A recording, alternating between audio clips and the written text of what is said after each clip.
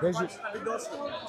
Ένα αγόρι, άσε με να πιω μια μπύρα. Παρακαλώ, Ναι, άσε με να κάνω το live και μετά μιλάμε ό,τι θέλεις. Κάνε με, βάλε με.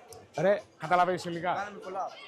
Άσε με να τελειώσω το live. Άσε με να τελειώσω το live. Δεν φαίνεσαι, τζάμπα τα κάνεις. Άσε με να τελειώσω το live.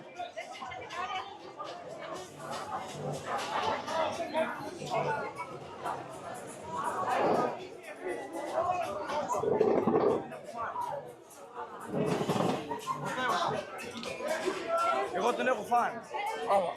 Θα κάτσω να σκιάσω μια μπύρα. Όχι, όχι. Θα σκιάσω μια μπύρα. Όπως είσαι έφυγες. Όπως είσαι έφυγες. Καλά. Ένα πατατάκι να πάω. Όπως είσαι έφυγες. Άμα ξαναέρθεις εδώ, δεν θα προλάβεις να κάτσεις, το λέω.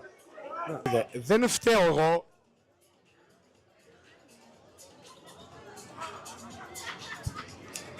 Υπάρχουν δύο σενάρια.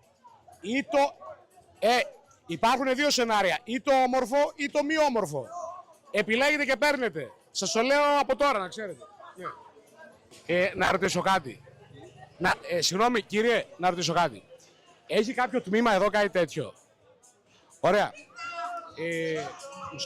Άμα τους πάρω θα έρθουν ή... Άρα εδώ πέρα, άμα γίνει κάτι, τι στο έλεος του Θεού.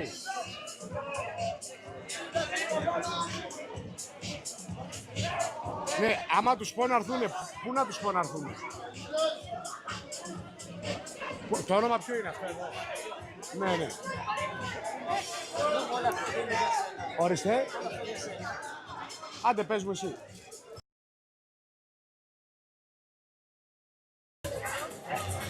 Για να δούμε, chat. Για να δούμε. Μου λέτε κάνε αυτό, μου λέτε κάνε το ένα, μου λέτε κάνε το άλλο. Πάντα υπάρχει το by the book.